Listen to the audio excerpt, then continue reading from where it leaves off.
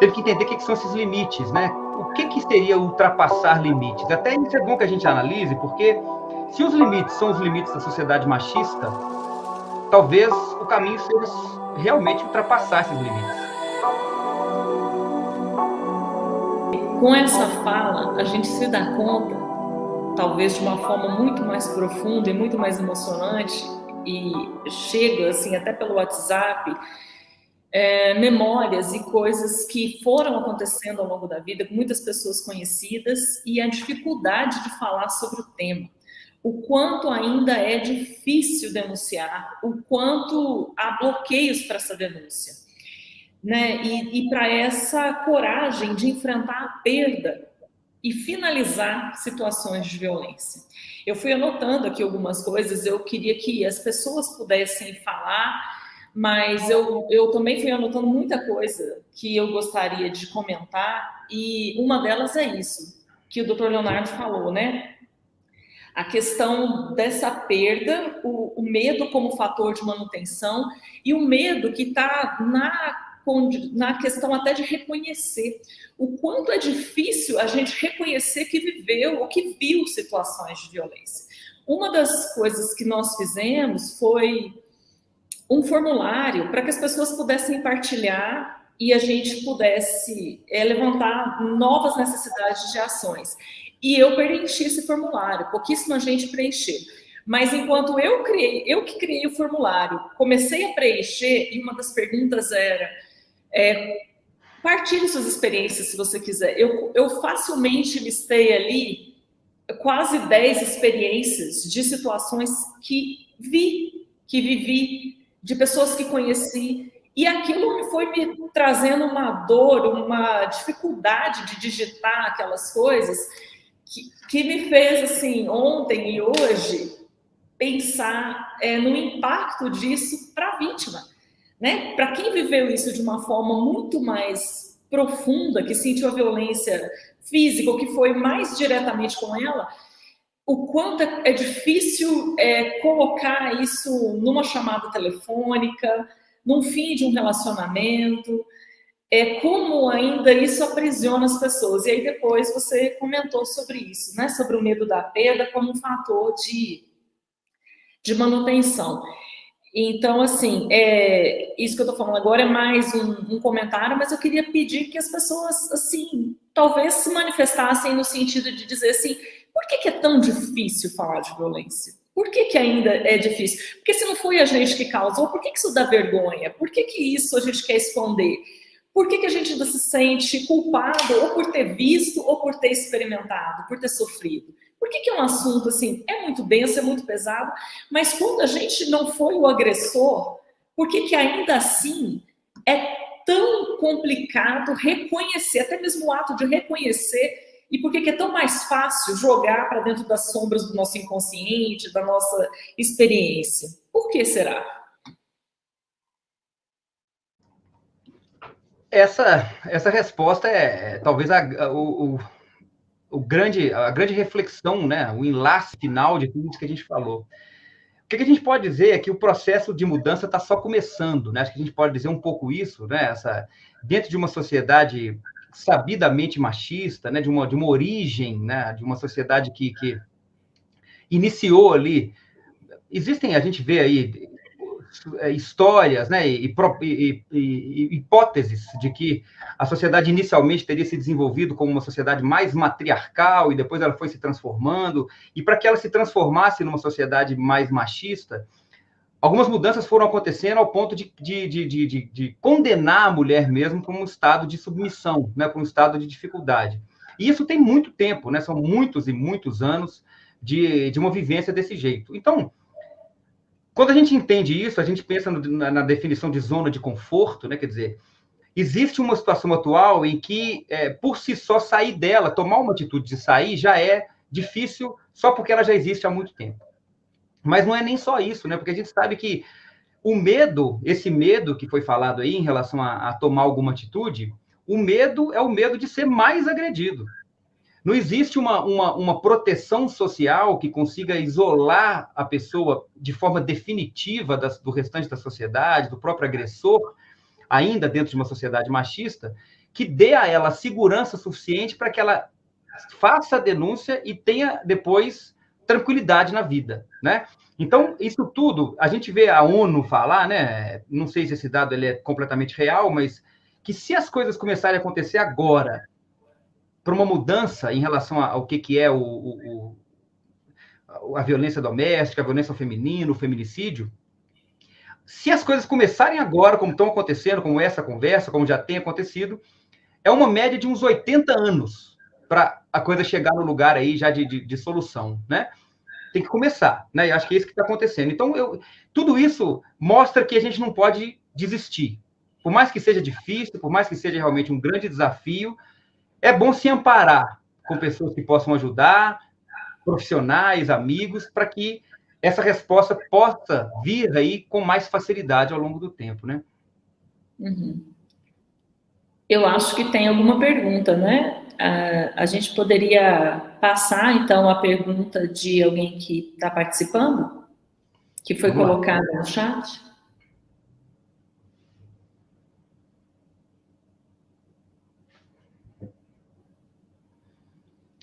Vamos lá. Distorcer a interpretação de uma conversa também é violência psicológica.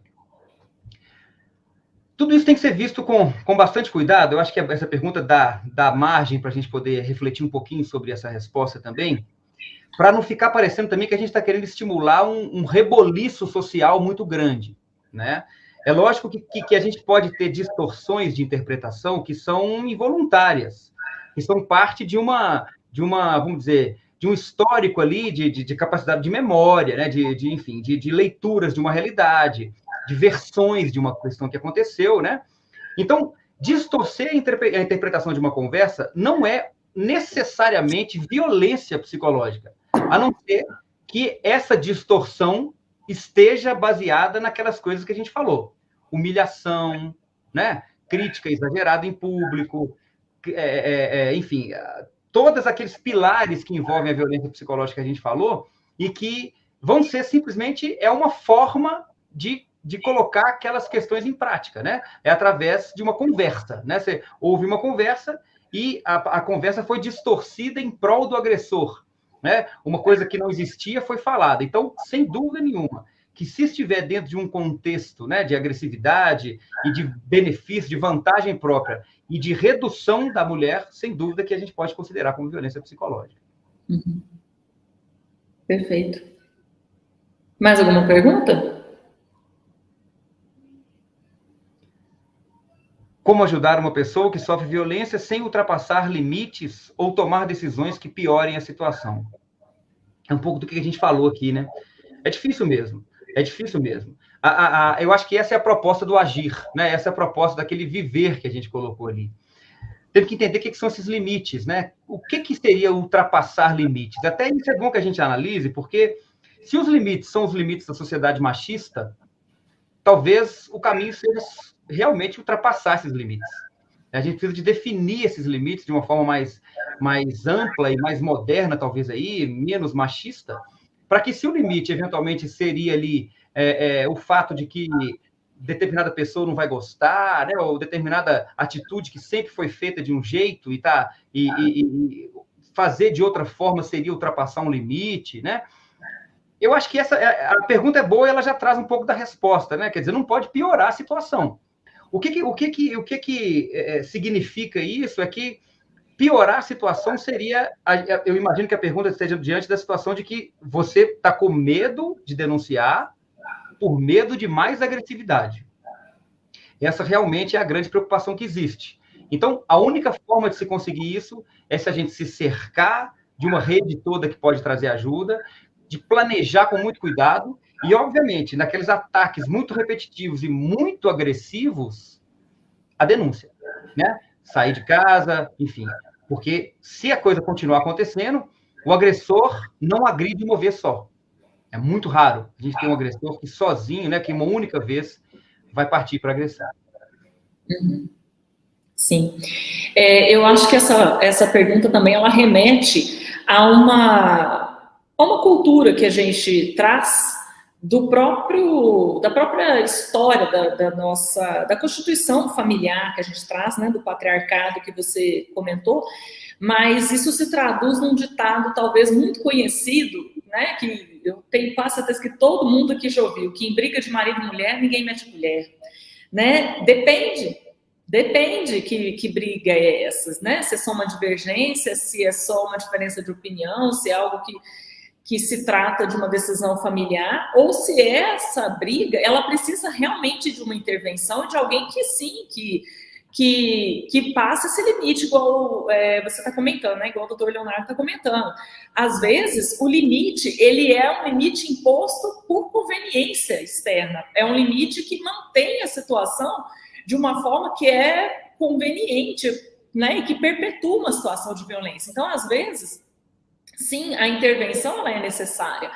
Essa reflexão sobre limite, ela depende do que a gente considera limite de fato, né? Do que a gente pode intervir para vencer uma situação ou se manter dentro daquela zona de conforto que vai acabar eventualmente perpetuando uma situação. Então, assim, eu acho que todo mundo já viu situações em que foi preciso intervir, que era necessário uma ação.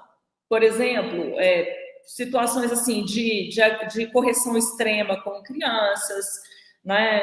Ou briga de namorado na rua. Às vezes, até parar e chamar a polícia é uma necessidade. Não é só uma briga tranquila que está acontecendo ali. Tem uma situação de violência implícita. E eu acho que é muito pertinente a gente definir de fato que tipo de limite é esse que nós estamos buscando. Se é um limite que está interiorizado como aquilo. Eu não vou me meter porque não me compete, mas porque não me convém também intervir nisso. Isso aí.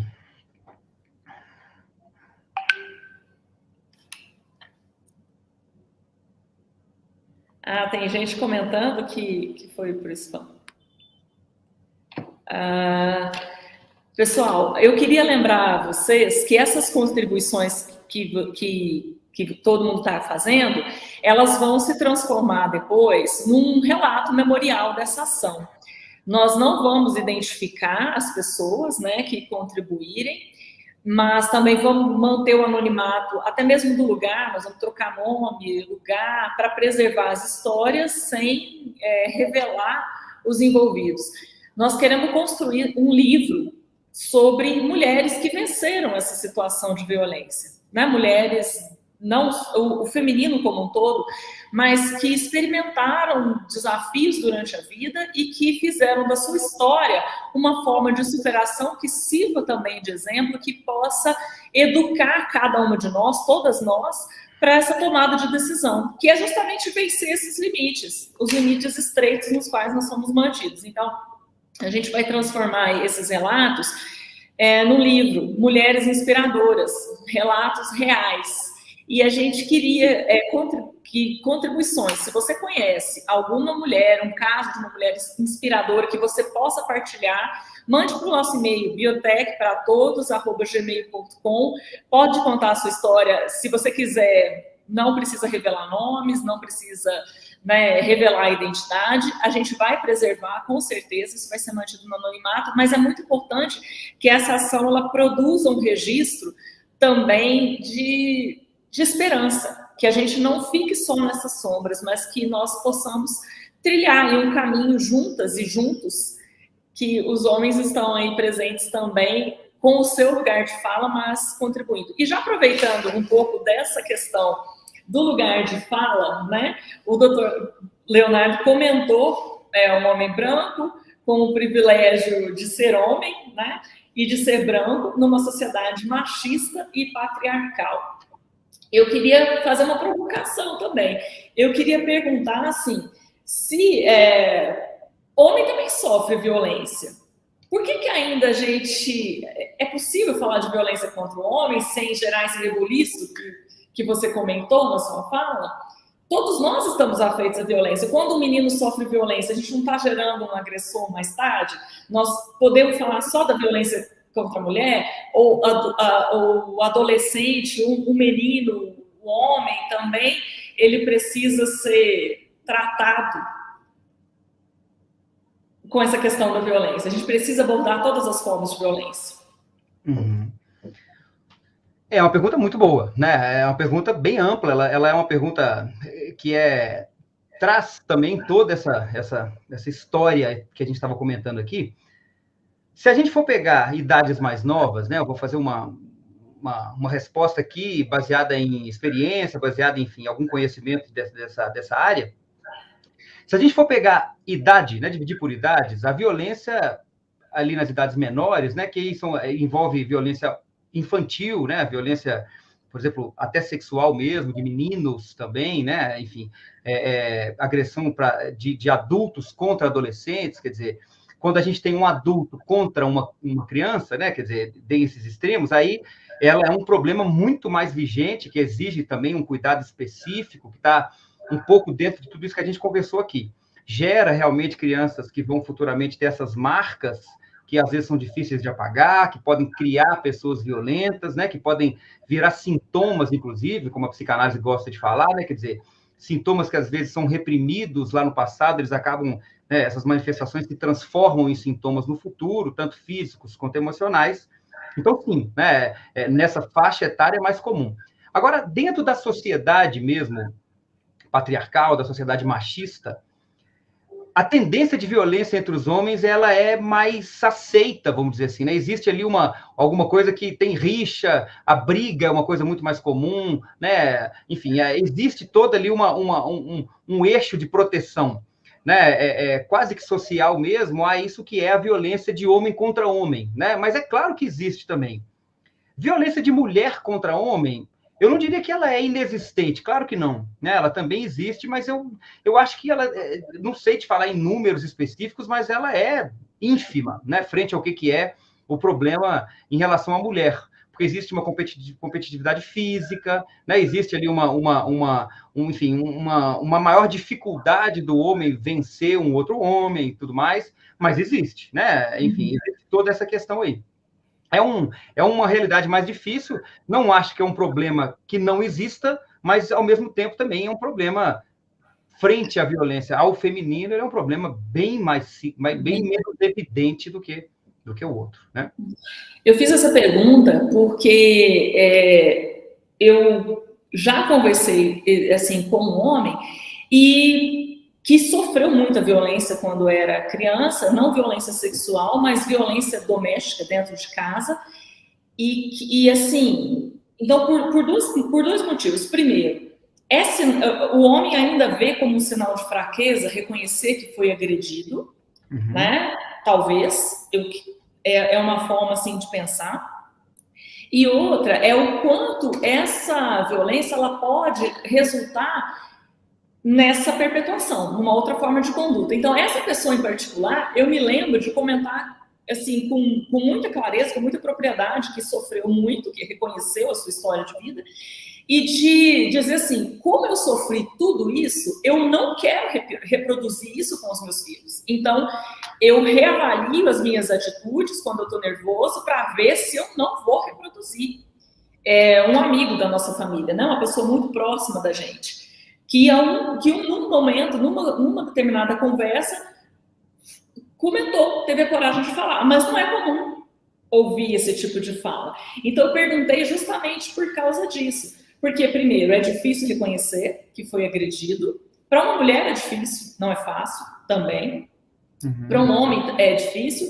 Mas o quanto dessa violência experimentada, ela pode ser superada. Como que, assim, do ponto de vista da medicina, de um tratamento, cada um reage de uma forma. Por que um se torna agressor e outro pensa de uma forma assim tão clara, tão lúcida e consegue reavaliar? Essas questões, elas envolvem essas experiências de vida, né? Questões pelas quais a pessoa passou na vida. E isso tudo envolve muito memória, envolve muito história mesmo, que são registros menos conscientes, às vezes, né? A gente tem esse lado, que é o subconsciente, que registra essas memórias e que processa, às vezes, de forma como a psicanálise gosta de falar, ao ponto de transformar isso, reelaborar isso futuramente e transformar isso em sintoma. É mais ou menos isso aí são questões até mais psicológicas e psicanalíticas do que médicas em si, né? Talvez um pouco psiquiátricas, mas essa forma que você está perguntando, ela vai um pouco além do que é o âmbito médico mais tradicional, mais claro, né? O fato é que, de forma geral, essas questões subconscientes, elas não são muito racionais, elas não são muito analíticas, assim, muito números, né? Uma coisa muito matemática. Não vai acontecer, na maioria das vezes, e talvez até na totalidade, uma coisa, um ato, isoladamente, transformar num problema no futuro. De forma geral, é um somatório de fatores. Claro que se você tiver uma ocorrência extremamente traumática, né, uma perda muito evidente, um estupro, né, um assassinato do lado da pessoa, por si só, aquilo ali pode ser suficiente para desencadear um problema emocional, mesmo nas pessoas mais estáveis emocionalmente que existem, né? Mas existe, de forma geral, sempre um somatório entre fatores genéticos, tendências, né, biológicas, com fatores do ambiente, fatores do meio, né, epigenéticos, a gente pode ampliar um pouco disso aí. De forma geral, as pessoas mais estáveis emocionalmente, cercadas de um ambiente social, familiar, mais acolhedor, mais protetivo, e que de forma muito precoce, às vezes, são levadas ali, são identificados sinais ali de comportamento, sinais de mudanças muito próximo do evento traumático, e são tratadas a tempo, a gente pode conseguir reduzir a chance de se transformar em sintoma. Mas aquela marca nunca some, né? A gente costuma dizer que não adianta a gente querer esquecer um evento traumático desse tipo, né? Às vezes a luta por esquecer é causadora de mais ansiedade. Então existem alternativas que podem ser feitas para poder trabalhar um pouco essa superação, esse enfrentamento, né? Esse preparo, para que a gente consiga lidar com isso, mas tendem a ser questões que, guardadas no subconsciente, podem voltar naqueles momentos que o subconsciente se manifesta com mais força. Por exemplo, nos sonhos, né? Por exemplo, em momentos aí, às vezes, ao longo da vida da pessoa. Uhum. A gente tem uma outra questão.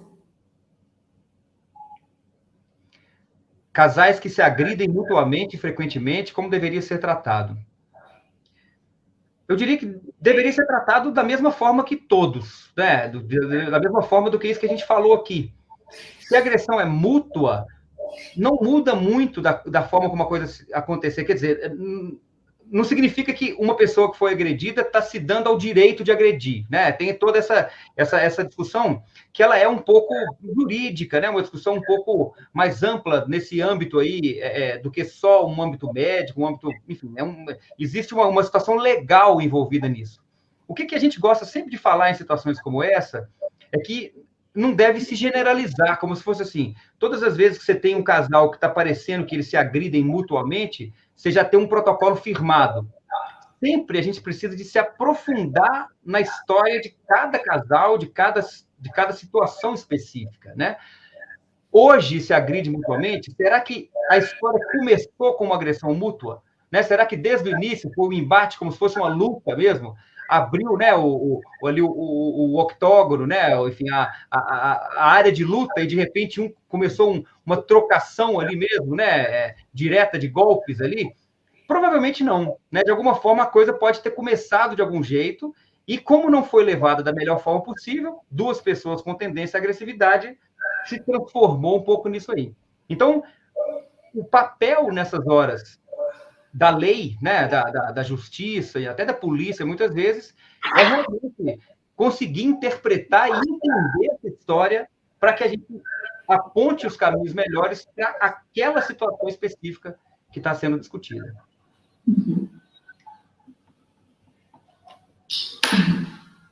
Eu também fiquei pensando quando você comentou a respeito dos níveis de maldade, né? Hans, não foi isso? É isso. Então, eu fiquei pensando, porque eu correlacionei, lógico, com a genética, né? E, assim, quando a gente lê, por exemplo, Sapiens, Uma Breve História da Humanidade, o Richard Dawkins também com o Gênio Egoísta, né? Tem alguns elementos ali, o Dawkins eu não posso falar muito porque eu ainda não li o livro, mas já discutindo com um antropólogo, essa questão do determinismo genético no comportamento. Eu não gosto dessa abordagem determinista, porque eu acho que se está tudo determinado, a gente está perdendo tempo de trabalhar com educação, né? Então, naqueles níveis que ainda podemos intervir, né, até o 4º nível, fora a psicopatia, ações educativas, elas são fundamentais. Por isso que a gente está se propondo a falar sobre, a mexer num tema tão delicado e adentrar nesse mundo com alguma vontade de construir alguma coisa diferente. Então, é por isso que é possível falar, mesmo enfrentando os nossos as nossas próprias sombras interiores. Agora, quando se trata eu estou falando isso porque mais ou menos assim, como se a espécie Homo sapiens, a mais invasora de todas, aonde ela chega, ela tem a tendência de destruir, de dominar, de eliminar as outras. Então, alguns dizem que isso está escrito na nossa evolução e na nossa competitividade, até mesmo para eliminar as outras formas de hominídeos, os neandertais, outros homens, outro tipo de, né, outras espécies que a gente encontrou no caminho. E que isso fez parte da nossa supremacia, da nossa superação. Eu não gosto dessa abordagem, porque se torna um pouco também, por mais que exista essa tendência, né, da evolução, de sobreviver o mais adaptado, nós temos um outro lado, que é cultural, que é o aprender, que é o tomar consciência das nossas próprias escolhas e que faz o sentido dos nossos atos de educação. Senão a gente não precisa educar ninguém. Mas aí dentro desse contexto, como que a gente consegue pensar, por exemplo, reconhecer esse limite, esse nível de maldade que já não dá mais para intervir? Uhum. O reconhecimento da psicopatia, ele muitas vezes é difícil, porque o psicopata tem uma tendência a ser muito sedutor, né? Ele tem uma capacidade de conseguir juntar pessoas do seu entorno, uma capacidade de elaborar um discurso muito bem trabalhado e que, às vezes, coloca ele numa posição que é difícil de se identificar mesmo. Mas a psicopatia, que é esse nível que não tem retorno mais, ela existe ali uma maldade intrínseca mesmo, né? Não é aquela pessoa que é boa com um e com outra não, né? Quer dizer, se existe uma vantagem própria, ela acaba sendo amiga, mas eventualmente outros não, né? O psicopata, né, por definição, ele tem um poder de persuasão muito grande, ele tem uma capacidade de juntar pessoas ao seu entorno e tudo mais, mas sempre em prol de alguma coisa negativa, né? Isso aí é um nível, felizmente, menos comum do que se imagina, e é até interessante, porque nem todo psicopata é criminoso. Uhum. Às vezes, alguns psicopatas, eles estão dentro de empresas ali e se manifestando dentro da empresa de forma muito competitiva, às vezes, e conseguindo passar por cima dos outros e tudo, né? E essa história do determinismo, né, das colocações do Harari, essa avaliação como um todo, faz a gente pensar também em outras interpretações filosóficas até disso tudo, que é o que diferencia a gente, um pouco do que a gente falou aqui também, em relação aos outros animais, né? Se a gente é ser humano, a gente tem ali capacidade de um julgamento da nossa existência diferente, por exemplo, de um gato, né? de um mosquito, de uma abelha, né? Que nascem com uma determinação genética e comportamental bem definida. Pode acontecer o que acontecer. O gato vai continuar sendo gato, o mosquito vai ser mosquito, a abelha vai ser abelha, né? Vai ter aquela rotina a ser cumprida ao longo da vida. Uma das grandes diferenças entre nós e esses outros seres, chamados de inferiores, mas dentro dessa colocação que você colocou, faz até a gente pensar se é inferior mesmo, né? A gente tem a possibilidade de analisar isso.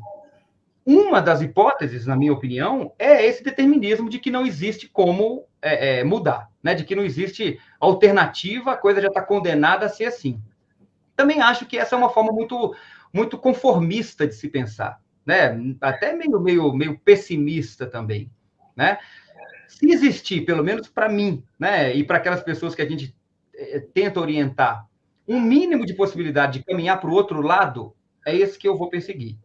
Uhum, Por mais que exista uma tendência a existirem pensamentos de determinismo mais fechado. Exatamente. Nós tivemos aí algumas falas, algumas contribuições. Vem mais uma aí, né? Pela sua experiência nessa temática, você acredita que a rede de atenção em saúde está bem articulada para amparar essa vítima? Não diria que está 100% não, mas já está melhor do que não ter nada, né? Como a gente até falou um pouquinho aí na aula, existe, às vezes, uma dificuldade de preparo, às vezes, dos próprios atendentes desses números de delegacia e tudo mais. Existe uma forma de atendimento diferente da mulher e do homem, mesmo nessas delegacias, tentando culpar, por exemplo, a mulher por estar bêbada quando foi violentada, né? E o homem, quando, por exemplo, está bêbado, ele fez isso porque estava bêbado, né? Quer dizer, existe uma tendência machista até nas análises das questões, como elas chegam para essa rede de atenção, mas vale a pena a gente tentar, sabe? Eu acho que essas contribuições como essa de hoje, né?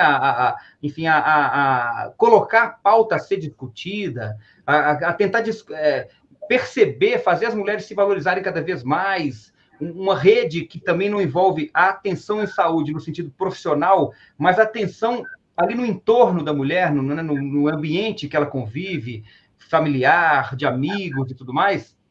À medida que essas questões forem acontecendo, essas pessoas vão chegar também na rede, né? Pessoas que foram... que tiveram experiências relacionadas a esse feminino de forma mais positiva, mais correta, como a gente está tentando crescer enquanto ser humano, elas vão passar a entrar nessa rede de forma profissional e tendo mais capacidade de acolher as vítimas de forma mais correta. E depende muito do local, né? Claro que você tem aí os rincões mais afastados, locais de condição social mais precária e tudo mais, certamente que é mais difícil. E a gente tem situações que ainda vão beirar uma certa...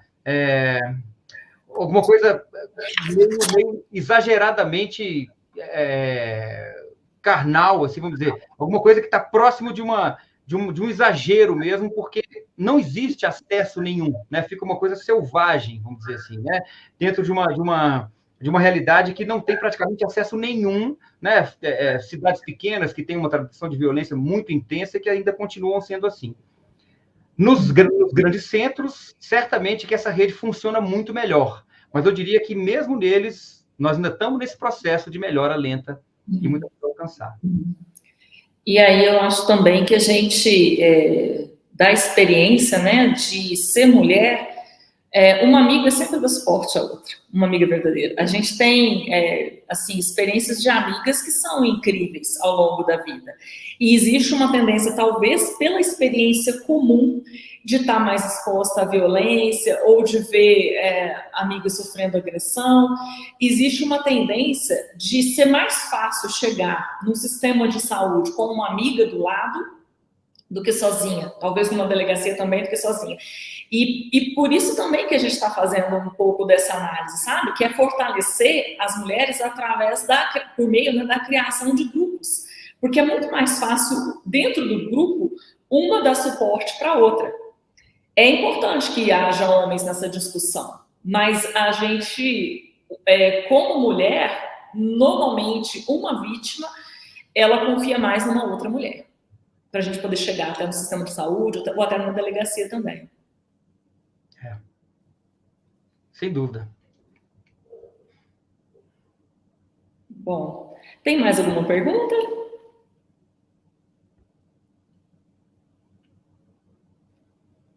A gente acabou rendendo até um pouco mais, né? No princípio estava previsto aqui para as 19 às 20 horas, agora já são 20, 25. Eu queria agradecer, assim, imensamente, doutor Leonardo, eu acho que foi, assim, excelente, eu fiquei impressionada com a palestra, outras pessoas partilharam também aqui no nosso chat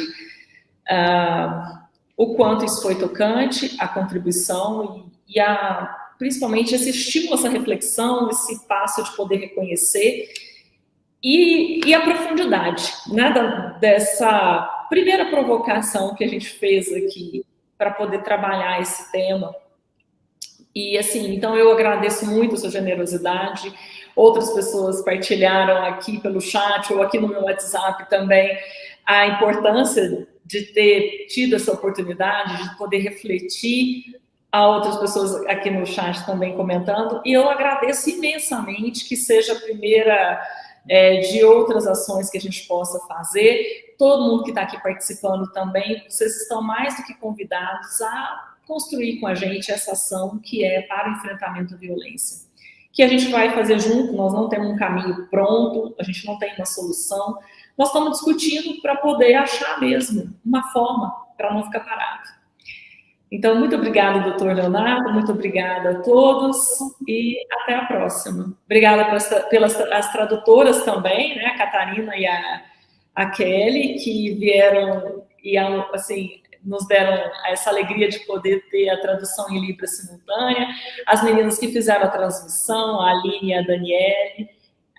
Eu agradeço a todos e estou muito feliz de ter podido realizar isso. Eu que agradeço demais, realmente foi um grande prazer aí conseguir cumprir com essa grande responsabilidade que você me deixou na mão aí, né? E foi muito proveitoso, também para mim também foi muito útil, esse tema precisa de ser falado, nós todos precisamos de falar sobre isso, né? E eu vou finalizar aqui com trazer um trechinho de uma reflexão que eu fiz aí, que está nas redes sociais, um videozinho, o final dele, só uma reflexão, que é um vídeo sobre o feminino. O nome da reflexão é Benza Deusa. Então, acho que tem muito a ver com isso que foi falado aqui, né? A colocação seria: viemos do ventre, ao ventre vivo voltemos nossa visão, vigiemos nossa voz, para que a vontade de viver vagueie valente nas veias femininas. Benza Deusa, que o respeito às suas filhas ganhe a força que elas têm. Muito obrigado e boa noite. Muito bom.